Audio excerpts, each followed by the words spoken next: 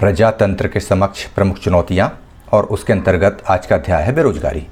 बेरोजगारी से आशय एक ऐसी स्थिति से है जिसमें व्यक्ति वर्तमान मजदूरी दर पर काम करने के लिए तैयार होता है, परंतु उसे काम मिलता ही नहीं है।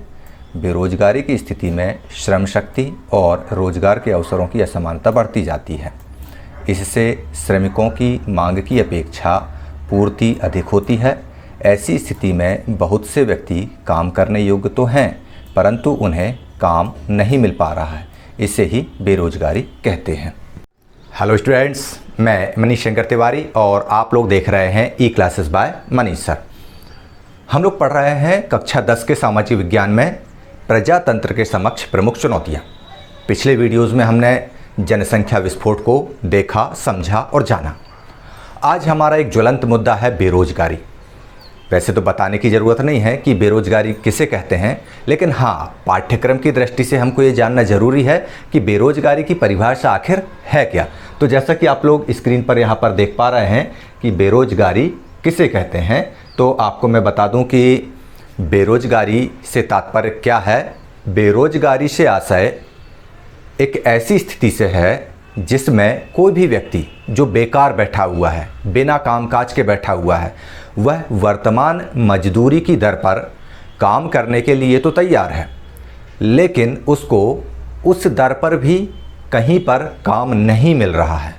बेरोजगारी की स्थिति में श्रम शक्ति और रोजगार की उपलब्धता दोनों में असमानता हो जाती है, घोर असमानता हो जाती है कि श्रम की शक्ति तो ज़्यादा है लेकिन रोजगार की उपलब्धता कम है। ऐसी स्थिति में क्या होता है? ऐसी स्थिति में काम करने वाले मजदूरों की संख्या बहुत अधिक हो जाती है और काम मिलने की स्थिति कमज़ोर पड़ जाती है। जब मजदूरों की संख्या ज़्यादा होगी और काम कम मिलेगा तो दो तरह के नुकसान होंगे। बेरोजगारी तो फैल ही रही है, साथ में मजदूरी सस्ती हो जाती है। जो निर्धारित मजदूरी है उससे भी उनको कम भुगतान होने लगता है। तो ऐसी स्थिति में जब बहुत सारे व्यक्ति काम करने योग्य तो हैं परंतु उनको काम नहीं मिल पा रहा है, यही स्थिति कहलाती है बेरोजगारी। समझ में आ गया ना? अगर आपसे कोई ये पूछे कि बेरोजगारी किसे कहते हैं, तो आपको एक लाइन में ये कहना है कि जब काम करने वाले व्यक्तियों की संख्या बढ़ जाए और उनको काम ना मिले, तो यही स्थिति बेरोजगारी कहलाती है। सामान्य शब्दों में हो गई। लेकिन अगर इसको हम पारिभाषिक शब्दों में कहें तो श्रम शक्ति की अधिकता हो जाती है, श्रम शक्ति की पूर्ति अधिक होती है और उसकी तुलना में रोजगार के अवसरों की कमी हो जाती है, तो ऐसी स्थिति को हम बेरोजगारी कहते हैं। ये लाइन समझ में आ गई आपको? चलिए आगे बढ़ते हैं। भारत में बेरोजगारी के प्रकार। तो आपको बता दूं कि बेरोजगारी दो प्रकार की है भारत में। क्यों दो प्रकार की है? चूँकि भारत का विभाजन ही रहने की दृष्टि से दो प्रकार से किया गया है, एक शहरी भारत और एक ग्रामीण भारत। तो बेरोजगारी के प्रकार भी दो ही होंगे, एक शहर के लोगों के लिए शहरी बेरोजगारी और गांव के लोगों के लिए ग्रामीण बेरोजगारी। ठीक है ना? बेरोजगारी किसे कहते हैं ये समझ में आ गया। बेरोजगारी के कितने प्रकार हैं तो वो आपको दिख रहा है। बेरोजगारी के दो प्रकार हैं, एक शहरी बेरोजगारी और एक ग्रामीण बेरोजगारी। चलिए अब सबसे पहले हम समझते हैं शहरी बेरोजगारी को। बड़ी संख्या में लोग पढ़ लिख गए हैं, शिक्षित हो गए हैं। शिक्षित होने के बावजूद भी घरों में बेकार बैठे हैं, काम धंधा है नहीं है, बाजार में काम की उपलब्धता नहीं है। तो ऐसी स्थिति में क्या होता है, एक तो शहर में लोग वैसे ही बेरोजगार बैठे हुए हैं और ऊपर से गांवों की जो जनसंख्या है उसका पलायन भी शहरों की तरफ हो गया है। अब दबाव शहरों पर बढ़ गया। शहरों में क्या हो गया? औद्योगिकीकरण हो गया है। उद्योगों में मशीनों का प्रयोग होने लगा है। तो मशीनों ने मानवों को रिप्लेस कर दिया, मनुष्य हट गया, उसकी जगह पे काम मशीनों से, रोबोट से होने लगे। अब यह जब स्थिति शहरों में उद्योगों के बीच में हो गई तो शहरी जो बेरोजगार थे उनको भी काम नहीं मिल रहा और गाँव से जो शहरों में गए हैं उनको भी काम की कमी आ गई। काम करने वालों की संख्या बढ़ गई शहरों में। यह हो गई शहरी बेरोजगारी। ग्रामीण बेरोजगारी क्या होगी? वो कृषि से संबंधित होगी। उसको जब हम गाँव वाली बेरोजगारी पढ़ेंगे तब समझेंगे। चलिए हम ग्रामीण बेरोजगारी को देखते हैं। ग्रामीण क्षेत्र की बेरोजगारी की स्थिति अलग होती है। गांव में खेती होती है। यदि आप लोग गांवों से जुड़े हुए हैं तो आप ये समझ सकते हैं कि खेतों पर वर्ष भर काम उपलब्ध नहीं होता है। ऐसे में वहाँ पर छिपी हुई बेरोजगारी होती है। वहाँ के जो किसान हैं वे साल भर काम नहीं मिल पाता। बहुत सारे लोग ऐसे हैं जिनके पास स्वयं की ज़मीनें नहीं हैं, वे दूसरे की ज़मीनों पर काम करते हैं। लेकिन जब तक उनको फसल की कटाई, बुआई इत्यादि के अवसर जब रहते हैं तब तो उनको रोज़गार मिल जाता है। लेकिन जब खेतों पे ही काम नहीं होगा तो वे बेरोज़गार बैठ जाएंगे। जब वो बेरोज़गार बैठते हैं तो ऐसी स्थिति में या तो उनके पास कोई छोटा मोटा उद्योग हो, जिसको हम लघु उद्योग बोलते हैं, लेकिन वो लघु उद्योग स्थापित करने के लिए भी तो पूंजी चाहिए, वो पूंजी भी उनके पास नहीं होती और अंततोगत्वा वे गांव में बेरोजगार हो जाते हैं, क्योंकि वो इतने ज़्यादा पढ़े लिखे भी नहीं होते, इतने ज़्यादा कुशल भी नहीं होते कि वे शहरों की तरफ उद्योगों में जाके काम करें। आखिर हमने पीछे देखा कि शहरों में भी तो औद्योगिक श्रमिक बेकार बैठे हैं, तो गाँव का व्यक्ति और शहर पहुँच जाएगा तो शहरों पर भी दबाव बढ़ेगा। तो ये स्थिति होती है कि गांव का आदमी गांव में ही बेरोजगार हो जाता है। तो ग्रामीण बेरोजगारी इस तरह से समझ सकते हैं कि जब कृषि कार्यों में व्यक्ति संलग्न नहीं हो पाता, खेती में काम नहीं मिल पाता, उस स्थिति में जब वह कुटीर उद्योगों को भी नहीं चला पाता और बेकार बैठा रहता है, यह स्थिति कहलाती है ग्रामीण बेरोजगारी। और इसके बाद ये शहरी बेरोजगारी हो या ग्रामीण बेरोजगारी हो, इनके क्या कारण हैं, इनको हम चलिए समझने की कोशिश करते हैं। भारत में बेरोजगारी की स्थिति जो है वह बहुत विकराल है। बेरोजगारों की संख्या निरंतर बढ़ती जा रही है। इसका क्या कारण हो सकता है, ये हमको समझना बहुत ज़रूरी है कि इसके आखिर जिम्मेदार कौन कौन से कारण हैं। बेरोजगारी है, नो डाउट हमें समझ में भी आ रही है, लेकिन बेरोजगारी के कारण भी तो पता होना चाहिए ना। चलिए हम जानते हैं पहला कारण। वही बात जो हमने पिछली चर्चा की, जनसंख्या में तीव्र वृद्धि भारत में बेरोजगारी का पहला कारण है। पिछले अध्याय में पढ़ा है जनसंख्या में तीव्र वृद्धि। जनसंख्या बढ़ेगी तो डेफिनेटली काम के अवसर कम होंगे। काम करने वालों की संख्या तो लगातार बढ़ती जा रही है, लेकिन उनकी संख्या के अनुपात में अगर तुलना करें तो जॉब अवेलेबिलिटी नहीं है, काम के अवसर बढ़ ही नहीं पा रहे हैं। दूसरा कारण खेती पर दबाव बढ़ना। जनसंख्या की वृद्धि होने से कृषि भूमि पर जनभार बढ़ा है। इसके कारण भारत में छुपी हुई बेरोजगारी की वृद्धि हुई है, जिससे परिवार का जीवन स्तर कम हुआ है। दोनों स्थितियां हमने देखी, जनसंख्या की वृद्धि भी और कृषि पर बढ़ता दबाव। कृषि पर जब दबाव बढ़ता है तो कृषि पर दबाव कैसे बढ़ा? अच्छा, पहली चीज, जब जनसंख्या कम थी तो लोग खेती कर लेते थे, जनसंख्या बढ़ी तो उनके रहने की समस्या बन गई। आवास के लिए ज़मीन कहाँ थी? या तो जंगल काटो या जो खेती की भूमि है समतल, उसमें जाके अपना मकान बना लो। तो व्यक्ति इतना स्वार्थी होता है कि वह सरल प्रक्रिया अपनाता है। जो प्लेन खेत थे उनको उन्होंने कॉलोनाइजर्स को बेच दिए, कॉलोनाइजर्स ने मकान बना दिए। मकान जरूरी है, मजबूरी है। क्यों? क्योंकि जनसंख्या बढ़ रही है। बढ़ती जनसंख्या के आवास के लिए भी तो जगह होना चाहिए। तो बस ये दबाव कहाँ पड़ा? कृषि क्षेत्र पर पड़ा, कृषि भूमि पर पड़ा। और जब कृषि भूमि पर दबाव बढ़ा, जनभार बढ़ा, तो उत्पादन की स्थिति में दिक्कत आने लगी और उत्पादन कम होने लगा। लोगों को फिर जो निर्धारित ज़मीन थी उसी से उत्पादन करने के लिए ज़्यादा मेहनत करना पड़ती थी, तो उसके लिए ह्यूमन पावर की ज़रूरत नहीं पड़ी। फिर उसके लिए क्या पड़ा? मशीनों से काम होने लगे। जहाँ बैलों में जब जुताई करते थे तो एक आदमी लगता था, ट्रैक्टर से चल रहा है अब 15 दिन का काम 1 घंटा में किया और काम खत्म। तो इस तरह से कृषि क्षेत्र में दबाव बढ़ने से भी बेरोजगारी बढ़ी है। दोषपूर्ण शिक्षा प्रणाली, ये एक महत्वपूर्ण तथ्य है। यदि आपकी परीक्षा में बेरोजगारी के कारण आते हैं तो ये दोषपूर्ण शिक्षा प्रणाली एक सबसे महत्वपूर्ण तथ्य है। क्यों? क्योंकि शिक्षा प्रणाली पर्याप्त व्यावसायिक नहीं है। इससे क्या होता है, लाखों बीए और एमए करने वाले लोग निकलते तो हैं लेकिन बेरोजगार रहते हैं। क्यों? ड्यू टू अनएक्सपीरियंस, उनको रोजगार का कोई अवसर नहीं होता। अच्छा, अब आप कहेंगे कि अवसर की बात क्या है इसमें, हम तो पढ़ रहे थे। तो भाई विद्यालयों में शिक्षा व्यवस्था ऐसी होना चाहिए कि वे विद्यालयों से जब उत्तीर्ण होकर बाहर जाएं, अगर उनको काम चाहिए तो उनको काम उपलब्ध हो सके और उसका एक्सपीरियंस उनको स्कूल में मिलना चाहिए। भाई विद्यालय से मतलब क्या हुआ? विद्यालय से तात्पर्य यही है कि विद्यालय एक ऐसा केंद्र बने जहां पर व्यक्ति कौशल सीखे काम करने का। मान लो किसी को 10th क्लास के बाद में जॉब करना है तो कम से कम 10th क्लास तक उसको इलेक्ट्रीशियन का काम आने लगे, फिटर का काम आने लगे, या 12th तक भी वह विद्यालय में रहते हुए डेयरी वगैरह के काम सीख जाए, पशुपालन की व्यवस्था सीख जाए। उसको ये जानकारी होना चाहिए और उसको छोटे छोटे प्रशिक्षण विद्यालय स्तर पर ही मिल जाएंगे।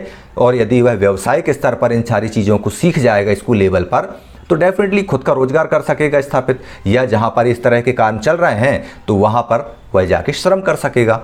तो यह जो है दोषपूर्ण शिक्षा प्रणाली भी बेरोजगारी बढ़ाने में एक महत्वपूर्ण कारक सिद्ध होती है।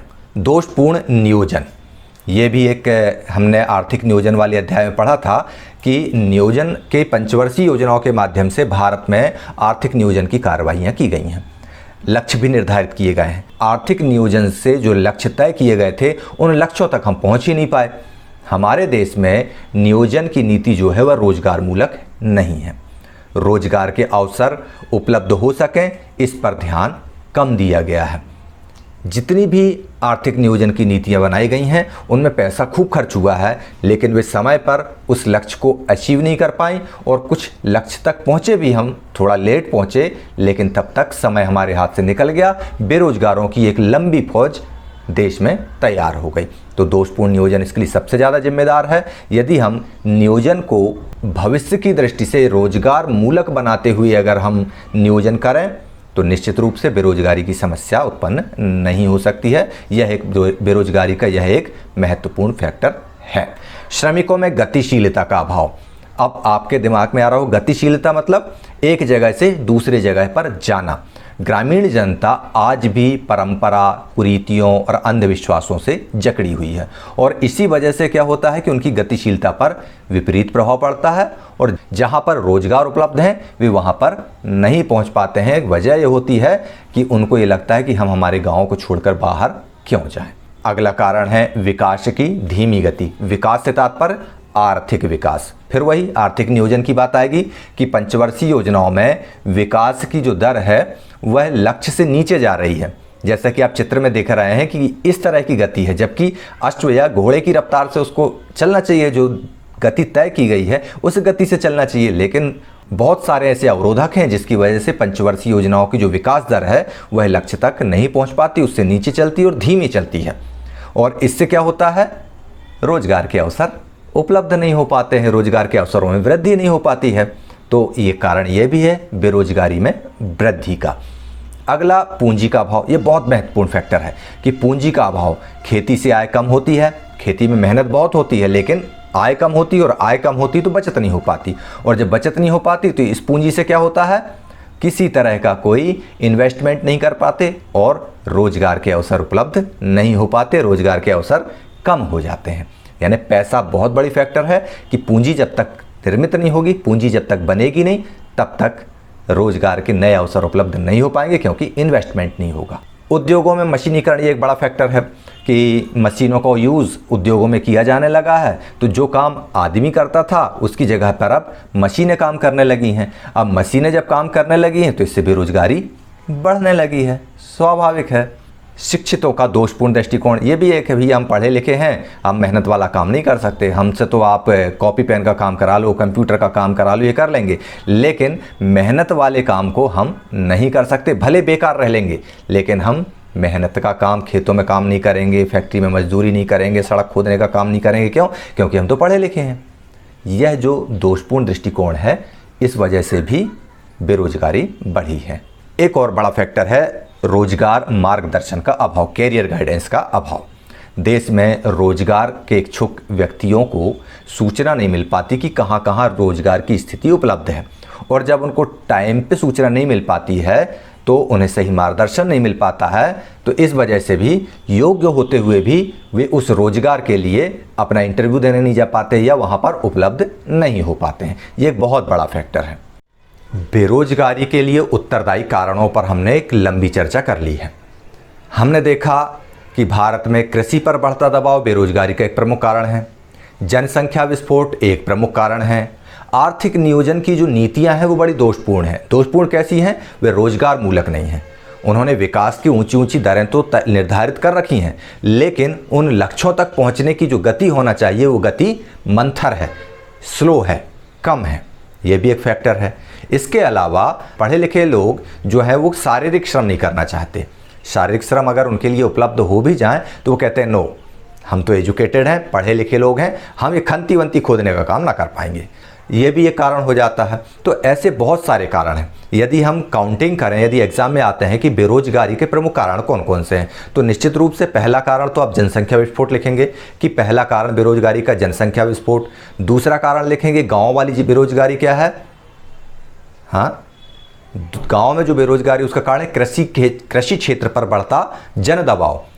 कृषि क्षेत्र जो है वो घट रहा है, और घट रहा है तो जो उपलब्ध रकबा है उसी में ज़्यादा उत्पादन के लिए वैज्ञानिक और आधुनिक तरीके इस्तेमाल कर रहे हैं, जिसमें मैन पावर की ज़रूरत कम होती है, तो इसलिए भी वहाँ पर दबाव बढ़ रहा है। तीसरा क्या है? दोषपूर्ण आर्थिक नियोजन। हमारा जो नियोजन है वो सही नहीं है। चौथा क्या है? विकास की योजनाओं में त्रुटियां होना। जो पंचवर्षीय योजनाएं हमने लागू की हैं उनमें जो लक्ष्य निर्धारित किए गए हैं उन लक्ष्यों की गति बहुत कम है। एक महत्वपूर्ण फैक्टर और है, वो क्या है? उद्योगों में मशीनों का प्रयोग होना। जैसे आप जेसीबी मशीन आप देखते होंगे कि जो जेसीबी मशीन है उसका यूज जहां होता है वह 1 घंटे में उतना काम करती है जितना 50 मजदूर मिल करके 3 दिन में काम करते। तो अब आप सोच सकते हैं कि मशीनों के आने से भारत में बेरोजगारी की स्थिति पर या बेरोजगारों पर क्या गुजर रही होगी। हालांकि मशीनें भी ज़रूरी हैं, लेकिन ऐसा नहीं होना चाहिए कि वो मशीनें जीवित इंसानों के रोजगारों को छीन लें। इससे क्या प्रभाव हो सकते हैं? बेरोजगारी के कारण तो हमने जान लिए, लेकिन इस बेरोजगारी से क्या दुष्प्रभाव या क्या प्रभाव पड़ रहे हैं या क्या दुष्प्रभाव हो रहे हैं इस देश पर, उनको भी समझना जरूरी है। जब हम बेरोजगारी के कारण जान लेंगे, बेरोजगारी से पड़ने वाले प्रभावों को जानेंगे, तब हम चर्चा करेंगे कि अब बेरोजगारी को दूर करने के लिए क्या किया जा सकता है। तो चलिए अब हम जान लेते हैं बेरोजगारी के प्रभाव। बेरोजगारी के परिणाम, सबसे पहला और मुख्य परिणाम है मानव शक्ति का अपव्यय। काम करने वाले लोग जब योग्य व्यक्ति हों और बेकार रहेंगे तो उनका श्रम जो है वह व्यर्थ चला जाता है। कोई काम का नहीं है, पड़े पड़े सो रहे हैं, खा रहे हैं बस। इस तरह से बेरोजगारों की श्रम शक्ति का उपयोग नहीं हो पाता है और पूरी श्रम शक्ति बेकार चली जाती है, मैन पावर खाली रह जाती है। और इसका दबाव किस पे पड़ता है? भाई काम कुछ नहीं कर रहे हैं लेकिन भोजन तो कर रहे हैं, तो दबाव खेती पर आया। कपड़े पहन रहे हैं तो दबाव उद्योगों पर आया। काम उपलब्ध नहीं है लेकिन दबाव वह पूरा कर रहे हैं, श्रम शक्ति का अपव्यय उनका हो रहा है। इसके बाद आता है आर्थिक विकास में बाधा। भाई आर्थिक विकास में बाधा कैसे होगी? खेती में जो बेरोजगारी है या अन्य बेरोजगारी है उससे बचत क्या होती है? ज़ीरो हो जाती है। बचत होगी नहीं जब बेरोजगारी होगी तो, और आय जब कम हो जाती है तो पूंजी का निर्माण नहीं होता। पूंजी का निर्माण नहीं होता तो इससे देश का आर्थिक विकास में बाधा आ जाती है, रुकावट हो जाती है। जब बाधा रुकावट आ जाती है तो जो निर्धारित लक्ष्य हैं उन लक्ष्यों तक हम पहुंच ही नहीं पाते हैं। तो इस तरह से आर्थिक विकास में बाधा आ जाती है। जैसा कि आप इस चित्र में देख रहे हैं कि आर्थिक विकास के लिए तो हमने नंबर 1 लक्ष्य रखा है, लेकिन जब ये आर्थिक विकास जो है आगे बढ़ता है तो बेरोजगारी यहाँ पर जो है, इसको आप मान सकते हैं ये जो बाधा है ये बेरोजगारी है। इस बेरोजगारी की बाधा को क्रॉस करना आर्थिक विकास के लिए बहुत कठिन हो जाता है और आर्थिक विकास अपने लक्ष्य तक नहीं पहुँच पाता है, उसके पीछे रह जाता है। अगला परिणाम संसाधनों की बर्बादी। देश में सरकार जो है वह स्वास्थ्य और शिक्षा के लिए बहुत बड़ी धनराशि खर्च करती है। प्रशिक्षण पर भी बहुत राशि खर्च की जाती है, जैसा कि हम यहाँ पर देख पा रहे हैं। समय समय पर बहुत सी धनराशियाँ प्रशिक्षण पर और वर्कशॉप्स पर खर्च की जाते हैं, परंतु बेरोजगारी के कारण ये सारी चीज़ें बेकार हो जाती हैं। आखिर ट्रेनिंग दें भी तो जब रोजगारी उपलब्ध नहीं है तो ट्रेनिंग्स का क्या काम? तो इस तरह से वो जितने रिसोर्सेज हैं वो बेकार चले जाते हैं। इसके अलावा सामाजिक समस्याएं भी उत्पन्न होती हैं। बेरोजगार व्यक्ति मानसिक और सामाजिक रूप से असंतुष्ट रहता है और इससे क्या होता है? असंतोष पैदा होता है। बेरोजगार असंतुष्ट और परेशान तथा अभावग्रस्त रहते हैं तो इससे क्या होगा? उनके अंदर चोरी, डकैती, बेईमानी, शराबखोरी, नशा आदि बुराइयां आ जाती हैं। और ये बुराई अल्टीमेटली कहाँ प्रभावी होंगी, कहाँ रिफ्लेक्ट होंगी? समाज में होंगी। और जब समाज में होंगी, नशे में व्यक्ति होगा तो उससे सुरक्षा व्यवस्था पर भी असर पड़ेगा। और जब सुरक्षा व्यवस्था नष्ट होगी तो डेफिनेटली नागरिकों की असुरक्षा हो जाएगी। नागरिकों में असुरक्षा की भावना आएगी तो नागरिकों को सुरक्षित रखने के लिए सरकार को एक बड़ी राशि खर्च करना पड़ेगी। कहते हैं ना, खाली दिमाग शैतान का घर, वैसी स्थिति निर्मित हो जाती। तो उन शैतानों को नियंत्रित करने के लिए सरकार को एक बड़ी धनराशि खर्च करना पड़ती है। ये प्रमुख सामाजिक समस्या है। और सरकार के सामने भी एक बड़ी समस्या आ जाती है। वो क्या आ जाती है? राजनीतिक अस्थिरता हो जाती है कि बेरोजगार लोग सरकार के खिलाफ में खड़े हो जाते हैं। वे क्या बोलते हैं? या तो हमको रोजगार दो या आप भी गद्दी छोड़ दो। तो इससे असंतोष उत्पन्न हो जाता है, राजनीतिक अस्थिरता उत्पन्न हो जाती है और सरकार पर हमेशा ये संकट बना रहता है कि कहीं बेरोजगार ऐसा अभियान न छेड़ दें जिससे हमको हमारी सत्ता से बेदखल होना पड़े। तो ये आप लोगों ने देखा कि बेरोजगारी के प्रभाव सामाजिक प्रभाव भी पड़ते हैं, राजनीतिक प्रभाव भी पड़ते हैं और आर्थिक प्रभाव भी पड़ते हैं। आर्थिक प्रभाव ये पड़ते हैं कि जेब में पैसा नहीं है, खाली है। जब पैसा नहीं है हमारी जेब में तो और पैसा की आवश्यकता है तो क्या करेंगे? चोरी करेंगे, डकैती करेंगे। डेफिनेटली दिमाग में अगर हम मानसिक रूप से असंतुष्ट हैं तो शराब पिएंगे। जब ये सारी बुराइयां आएंगी हमारे अंदर, ये समाज के लिए भी बड़ी असुरक्षा की भावना पैदा होगी। लोगों को लगेगा कि यार ये नशेड़ी जो है हमारे लिए टेंशन क्रिएट कर रहा है। पुलिस को फ़ोन करना पड़ेगा तो पुलिस या जो प्रशासनिक व्यवस्था है उसको दुरुस्त रखने के लिए ज़्यादा पैसा वहाँ खर्च होगा। तो ये सारी समस्याएं भी बेरोजगारी के कारण होती हैं। हमको पता चल गया कि बेरोजगारी के ये कारण हैं, हमको ये पता चल गया कि बेरोजगारी के इन परिणाम हैं, बेरोजगारी से ये परिणाम आते हैं सरकार को, समाज को, देश को। तो भैया अब इनसे निपटे कैसे, इनको दूर कैसे करें? तो एक बात आपको बता दें, जो कारण होते हैं ना उसी में निदान छुपा होता है। समझ में आया ना? जैसे मान लो आपको ये लग रहा है कि मुझे भूख लग रही है, तो भूख लग रही तो भूख का निदान क्या है? भोजन। तो इसी तरह से यदि आपको ये पता है कि दोषपूर्ण आर्थिक नियोजन है तो दोषपूर्ण आर्थिक नियोजन है तो उन दोषों को हटा लो। आपको पता है कि जनसंख्या वृद्धि बेरोजगारी का प्रमुख कारण है तो जनसंख्या पर नियंत्रित करने का प्रयास करो, नियंत्रण करने का प्रयास करो। आपको पता है बहुत अच्छे से कि मशीनों से बेरोजगारी की स्थिति उत्पन्न हो रही है तो सिर्फ मशीन वहाँ पर लगाओ जहाँ पर मनुष्य काम करने में सक्षम ना हो।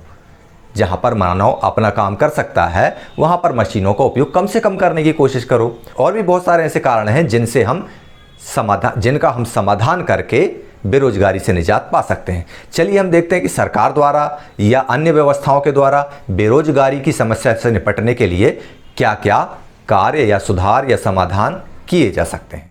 वही चीज़ जैसा कि मैंने बताया कि सबसे पहला कारण क्या था? जनसंख्या वृद्धि। तो जनसंख्या वृद्धि पर नियंत्रण होना चाहिए। जनसंख्या वृद्धि पर नियंत्रण करने से श्रमिकों की पूर्ति दर में कमी आ जाएगी। जब जनसंख्या कम होगी तो डेफिनेटली श्रमिकों की संख्या भी कम होगी। श्रमिकों की संख्या कम होगी तो रोजगार का अवसर अपने आप जो है वह बढ़ने लगेगा। इसके बाद लघु और कुटीर उद्योगों का विकास करना होगा हमको। यह उद्योग ग्रामीण और शहरी क्षेत्रों में स्थापित हैं तथा अंशकालीन रोजगार प्रदान करते हैं। इनमें पूंजी भी कम लगती है, पैसे बहुत ज़्यादा लगाकर इनको खड़ा नहीं किया जाता। बहुत कम पैसे में इन उद्योगों को खड़ा किया जाता है, तैयार किया जाता है। इसमें जो श्रम शक्ति है वह परिवार के सदस्यों द्वारा ही पूरी हो जाती है। इससे क्या होता है कि जो किसान बेकार बैठा है, फसल खेत के काम करने के बाद में अगर वो खाली बैठा है तो घर के सदस्य अपनी क्षमता, श्रम, कला, कौशल का उपयोग करके इस तरह के कुटीर उद्योगों में अपना श्रम दान कर सकते हैं और जो प्रोडक्ट तैयार होता है उसको बेचकर छोटी छोटी राशि बना सकते हैं। इससे आय अधिक होगी। आय अधिक होगी तो अन्य लोगों को भी रोजगार मिल सकता है जब डिमांड बढ़ेगी प्रोडक्ट की तो। और जब आय अधिक होगी तो जीवन स्तर सुधरेगा, प्रति व्यक्ति आय बढ़ेगी, राष्ट्र से बेरोजगारी दूर होने लगेगी। अब कई बार इसके लिए पूंजी की ज़रूरत है तो सरकार को क्या करना चाहिए? छोटे छोटे उद्योगों को स्थापित करने के लिए जो लोग सक्षम नहीं हैं उनको ज़मीन उपलब्ध कराए और उनको पूंजी उपलब्ध कराए। यह अगर करते हैं तो बेरोजगारी की स्थिति से काफ़ी हद तक निजात पा सकते हैं। व्यावसायिक शिक्षा। देश में जो शिक्षा की पद्धति, जैसा कि हमने पहले बात की है कि दोषपूर्ण शिक्षा, डिग्री तो मिल रही है स्कूलों से लेकिन काम का एक्सपीरियंस नहीं मिल पा रहा है। तो उस शिक्षा व्यवस्था में परिवर्तित करने की ज़रूरत है, उस शिक्षा व्यवस्था को बदलने की ज़रूरत है। हमें शिक्षा को रोजगार उन्मुख बनाना होगा। हाई स्कूल पास जो व्यक्ति है, हाई स्कूल पास जो स्टूडेंट है, उसको उसकी रुचि के अनुसार प्रोफेशनल एजुकेशन चुनने की आज़ादी होना चाहिए। इस बात पर जोर देना चाहिए कि व्यक्ति यदि आगे चलकर, मान लो हमें नहीं बनना डॉक्टर, मान लो हमें नहीं बनना इंजीनियर, हमें नहीं बनना कलेक्टर, हम किसान बनना चाहते हैं, हम पशुपालक बनना चाहते हैं, हम मछली पालक बनना चाहते हैं, तो स्कूलों में कौन बता रहा है ये सारी चीज़ें? स्कूलों में तो वही ट्रिग्नोमेट्री पढ़ाई जा रही है, वो स्कूलों में वही H2 + O2 = 2H2O पढ़ाया जा रहा है। लेकिन हमारा मन इसमें नहीं लगता है भैया। हमको ऐसी चीज़ों में लगता है कि खेती कैसे हम अच्छे से करें, हम एक कुशल श्रमिक कैसे बन जाएं। हमें मान लो खुद का कोई उद्योग डालना हो भविष्य में, हमने सपना देखा है कि हम आगे चल के बिजनेसमैन बनना चाहते हैं, लेकिन फाउंडेशन लेवल पर, स्कूल लेवल पर एक अच्छा बिजनेसमैन बनने के लिए हमारे लिए कोई शिक्षा उपलब्ध नहीं है। तो कैसे बनेंगे हम? तो शिक्षा जो है व्यवसाय की होना चाहिए। इस तरह से अगर हमको शिक्षा मिलेगी तो हम जो सोचेंगे वो चीज़ अगर हमको स्कूलों में मिलने लगे शिक्षा के माध्यम से, तो आगे चल के हमारे जो शौक़ है, हमारी जो हॉबी है, वही हमारा व्यवसाय बन जाएगा। और जब हम उस व्यवसाय को करेंगे तो मन से करेंगे, अच्छे से करेंगे, देश से बेरोजगारी की समस्या हल हो जाएगी। है कि नहीं सही बात? दूसरा, विनियोग में वृद्धि। सार्वजनिक क्षेत्रों में मतलब सरकारी क्षेत्रों में बड़े पैमाने पर पूंजी का निवेश किया जाना चाहिए, विनियोग किया जाना चाहिए, जिससे बेरोजगारी दूर हो जाए। ऐसी स्ट्रेटेजी, ऐसे प्लान, ऐसे योजनाएं बनना चाहिए कि जिससे बेरोजगारी दूर हो सके। और यदि निजी क्षेत्रों में भी सरकार जो ऋण माफ़ करती है या बहुत सारी चीज़ें करती है, तो ऐसे बड़े उद्योगों को प्रोत्साहित करना चाहिए जो श्रम प्रधान हो, जिनमें मशीनीकरण का यूज़ होता हो। ऐसे उद्योगों को नहीं चलाना चाहिए ज़्यादा। ऐसे उद्योगों में जहां पर मशीनों का यूज़ कम होता है, मानव श्रम का यूज़ ज़्यादा होता है, ऐसे उद्योगों की स्थापना के लिए सरकार द्वारा प्रोत्साहन देना चाहिए। इससे लोगों को रोजगार मिलेगा। बड़े बड़े उद्योगों में पूंजी गहन तकनीक पर नियंत्रण होना चाहिए, क्योंकि बड़े बड़े उद्योगों में बड़ी बड़ी मशीनें लगा देते हैं, मानव श्रम कम पड़ जाता है, बेरोजगारी बढ़ जाती है। तो ये स्थिति जो है रोकना चाहिए, मशीनों का उपयोग कम हो और स्ट्रेटेजी ऐसी बने कि छोटे छोटे रोजगार के अवसर जहां पर व्यक्ति निवासरत है वहीं पर उसको उपलब्ध होने लगे। ठीक है ना। चलिए आगे देखते हैं। सहायक उद्योगों का विकास बहुत अच्छा है, ग्रामीण क्षेत्रों के लिए सबसे महत्वपूर्ण है। ग्रामीण क्षेत्रों में कृषि के विकास के लिए जैसे सहायक उद्योग क्या हो गया, दुग्ध व्यवसाय हो गया, मछली पालन हो गया, मुर्गी पालन हो गया, फूलों की खेती आदि का विकास करना चाहिए।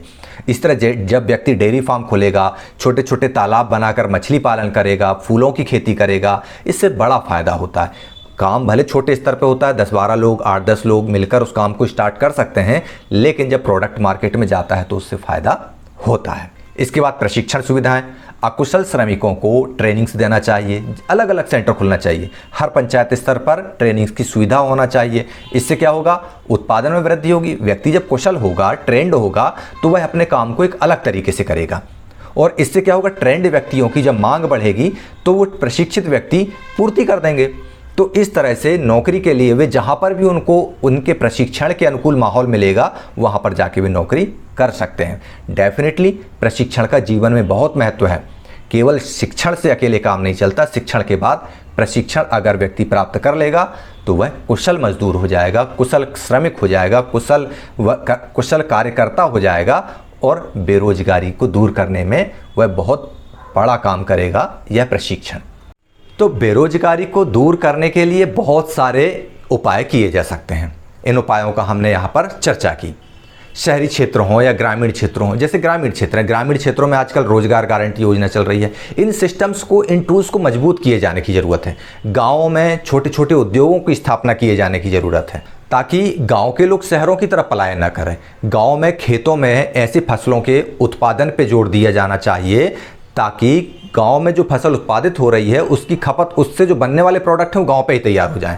और यदि वहीं पर आसपास एक ऐसा सेंटर डल जाए, ऐसा छोटा उद्योग डल जाए, जैसे दलिया इकाई है, सूजी मैदा बनाने की इकाइयाँ हैं, दाल बनाने की इकाइयाँ हैं, धान से चावल बनाने की इकाइयाँ हैं, ये अगर वहीं पर स्थापित होने लगे, 15-20 गाँवों के बीच में एक यूनिट तैयार हो जाए, वहीं के लोग उनमें सहभागिता श्रम का कार्य करें, तो निश्चित रूप से वहाँ से जो प्रोडक्ट निकलेगा वह बेरोजगारी भी दूर करेगा और लिविंग स्टैंडर्ड भी बढ़ाएगा, इनकम में वृद्धि होगी। जब शहरी क्षेत्रों में पलायन नहीं होगा तो शहरों में भी स्थिति सुधरने लगेगी। शहरों में भी उद्योगों में मशीनीकरण का प्रयोग कम हो, वहाँ पर भी रोजगार गारंटी स्कीम जैसी योजनाओं को विस्तारित करने की और सुव्यवस्थित करने की ज़रूरत होगी। गाँवों में कृषि क्षेत्र में उन्नति बहुत ज़रूरी है। चलिए देखते हैं कि कृषि क्षेत्र में उन्नति से बेरोजगारी से कैसे निपटा जा सकता है। कृषि में विभिन्न कार्यक्रम लागू करना चाहिए, जैसे बहुविध फसल प्रणाली, उन्नत बीज, उर्वरक, कृषि यंत्रों का उपयोग, नई तकनीकों का विकास और उनका प्रयोग किया जाना चाहिए। कृषि हेतु समय समय पर ऋण भी मिलना चाहिए। सिंचाई योजनाओं का विस्तार होना चाहिए, इससे खेती में आय बढ़ेगी और रोजगार प्राप्त हो सकेंगे। कृषि उद्योग हेतु छोटी बचत की जा सकेगी। डेफिनेटली परंपरागत खेती और आधुनिक खेती में बहुत बड़ा फर्क होता है। और क्या होता है, जो परंपरागत बीज हैं, हालांकि उनमें सिंचाई कम लगती है लेकिन उनमें उत्पादन भी कम होता है। लेकिन जो HIV हाई यील्डेड सीड्स हैं, उच्च उपज क्षमता वाले जो बीज होते हैं, उन बीजों से क्या होता है, फसल अधिक उपज होती है, फसल की उपज अधिक होती है। एक वर्ष में एक से ज़्यादा फसल पैदा की जाए एक ही ज़मीन पर। खेती में जहाँ पर अगर पैदावार बढ़ाना है तो आपको क्या करना पड़ेगा, कृषि यंत्रों का उपयोग करना पड़ेगा। अब आप कहेंगे कि यंत्रों का उपयोग खेती में क्यों करना चाहिए, उद्योगों में क्यों नहीं करना चाहिए? तो विवेकपूर्ण उपयोग होना चाहिए। ऐसा नहीं है कि हमें यंत्रों के उपयोग से बचने चाहिए, हमको वापस पीछे आदि मानव युग में नहीं जाना है, हमको आधुनिक युग में जाना है। हम ट्रैक्टर का प्रयोग करेंगे, उत्पादन बढ़ेगा तो हम जो हमारे खाने योग्य उपज है उसको रख कर से इसको हम बेचेंगे। जब बेचेंगे तो उससे आय पैदा होगी, उस आय से हम नए उद्योग स्थापित कर सकते हैं, आय के नए संसाधनों का डेवलपमेंट कर सकते हैं। तो डेफिनेटली इस तरह से जो साइकिल चलेगी, इससे हम और रोजगार उत्पन्न कर सकते हैं और कृषि क्षेत्र से छोटी छोटी बचत कर सकते हैं। इसलिए कृषि क्षेत्र की उन्नति होना बहुत आवश्यक है। उपयुक्त साधनों के अनुकरण से बेरोजगारी की समस्या के निराकरण में सकारात्मक योगदान होने की संभावना व्यक्त की जा सकती है। तो इस तरह से आप लोगों ने देख लिया कि बेरोजगारी क्या है, बेरोजगारी के कारण क्या हैं, बेरोजगारी से समाज पर, देश पर होने वाले परिणाम क्या हैं और इनसे कैसे निपटा जा सकता है। अब आप लोगों को ये चीज़ समझ में आ गई होगी बहुत अच्छे से कि क्या क्या फैक्टर हैं जो देश में बेरोजगारी को बढ़ा रहे हैं। जनसंख्या वृद्धि से लेकर के उद्योगों में मशीनीकरण तक, और हमारा आलसीपन भी है इसमें एक जिम्मेदार तथ्य। आलसीपन कैसा? हम पढ़ लिख गए तो हम आलसी हो जाते हैं कि हमें कंप्यूटर पर काम करने वाला रोजगार मिलेगा तो ही करेंगे, हम खेत में ट्रैक्टर चलाने तो नहीं जाएंगे। ये भी एक फैक्टर होता है। तो इन सारी चीज़ों से हमको शिक्षा भी मिलती है, इस चैप्टर से हमको सोचने में भी ये मदद मिलती है कि अभी हम 10th क्लास में हैं, हमको बेरोजगारी के कारण, परिणाम और समाधान के उपाय भी समझ में आ रहे हैं। अब हमारा माइंडसेट ऐसा होना चाहिए कि हम इस समस्या से कैसे निपटें ताकि हम व्यक्तिगत रूप से बेरोजगार न रहें। आप जो इस वीडियो को देख रहे हैं स्टूडेंट्स, अभी 10th क्लास में होंगे, आपके दिमाग में अभी से स्ट्रेटेजी होना चाहिए कि हमको हमारे कैरियर कैसे आगे बढ़ाना है। कैरियर से याद आया, आप लोगों के लिए मध्य प्रदेश सरकार ने एक बहुत अच्छा कैरियर गाइडेंस पोर्टल बनाया है। पहले क्या होता था, रोजगार मार्गदर्शक का अभाव होता था, लेकिन mpaspire.com नाम का एक पोर्टल है जिसमें आप अपनी प्रोफाइल बना लें। कक्षा 9 से लेकर कक्षा 12 तक के सभी बच्चे इस पोर्टल पर अपनी जानकारी, अपनी प्रोफाइल दर्ज कर लें। इसके लिए आप अपने स्कूल के टीचर से ज़रूर बात करें, अपने प्रिंसिपल से ज़रूर बात करें कि हमको MP एस्पायर पोर्टल में अभी से हमारा नाम रजिस्टर कर दें, ताकि आप भविष्य में बेरोजगार की स्थिति में खड़े ना हो पाएँ, बेरोजगार की श्रेणी में खड़े ना हो पाएँ। ये बहुत अच्छा रोजगार मार्गदर्शक प्लेटफॉर्म है, इसका यूज़ आप ज़रूर से ज़रूर करें, ठीक है ना। तो चलिए आप लोग MP एस्पायर पोर्टल को तो देखें, साथ में आज हमने जो वीडियो पढ़ाया है उस वीडियो का एक प्रश्न है जिसको आपको हल करना है। चलिए वो प्रश्न क्या है देख लेते हैं। आपके क्षेत्र में बेरोजगारी की स्थिति का आकलन आपको करना है, मतलब आपके गांव में या आपके पड़ोस अड़ोस में जहां पर कोई बेरोजगारी की स्थिति, उसको देखना है कि कितनी जनसंख्या है, उसमें कितने लोग बेरोजगार हैं, और बेरोजगार हैं तो उसका कारण क्या है, वे लोग बेरोजगार क्यों हैं। जैसे मान लो हमारे पड़ोस के चिंटू भैया बेरोजगार हैं, तो उनकी बेरोजगारी का कारण क्या है, आखिर ऐसी क्या कमी है उनके पास में या उनके आसपास वातावरण उनको क्या नहीं मिल पाया जिसके कारण वो बेरोजगार हैं। और अगर वो बेरोजगार हैं तो उससे उन पर क्या प्रभाव पड़ा, उनकी बेरोजगारी से समाज पर क्या प्रभाव पड़ा, उनकी बेरोजगारी से देश पर क्या प्रभाव पड़ा, इसकी आपको एक सूची बनाना है। और फिर आपको उन प्रभावों पर, उन कारणों का अध्ययन करते हुए, समझते हुए आपके अनुसार एक लिस्ट तैयार करना है बेरोजगारी को दूर करने के उपाय हों, जिसमें कि आप अगर चिंटू भैया, बबलू भैया, रानू भैया, शानू भैया या बबली दीदी, इनकी अगर बेरोजगारी की स्थिति है तो उनके कारण, प्रभाव को जानने के बाद इनको दूर करने के आपके क्या उपाय होंगे, तो ये आपको बताना है। तो इस तरह से क्या होगा, जब आप इन चीज़ों का अध्ययन करेंगे, बेरोजगारी के कारण, परिणाम और प्रभावों को देखेंगे, इनको दूर करने के उपायों पर अभी से सोचेंगे, तो आप तो बेरोजगार होने वाले नहीं हो, ये मुझे भरोसा है कि मेरे विद्यार्थी जो मेरा चैनल देख रहे हैं वो इतने आत्मविश्वास से सराबोर रहेंगे कि वे कभी बेरोजगार हो ही नहीं सकते। समझ में आ गया ना। तो चलिए आप लोग ध्यान रखिएगा, मैंने वो पोर्टल का नाम बताया था, कौन सा, mpaspire.com सरकारी पोर्टल है, निःशुल्क रजिस्ट्रेशन है। अपने टीचर से, अपने प्रिंसिपल से मिलिए, और रोजगार मार्गदर्शन हो या कैरियर गाइडेंस के लिए आपको किस कॉलेज में एडमिशन लेना है, आपको आगे किस कॉलेज में पढ़ना है, कौन सा कोर्स करना है, ये सारी जानकारी आपको उस पोर्टल पर मिलेगी। तो चलिए आप लोग ये सारे काम करते रहिए, मुझे इजाज़त दीजिए, और साथ में E-क्लासेस बाय मनीष सर को सब्सक्राइब करते हुए इसके वीडियोज़ देखना मत भूलिएगा। अच्छे लगे तो दूसरों को भी शेयर कीजिए भाई, आप ही अपने तक सीमित मत रखिए, ज्ञान बांटने से बढ़ता है, ठीक है ना। चलिए इजाज़त दीजिए, जय हिंद।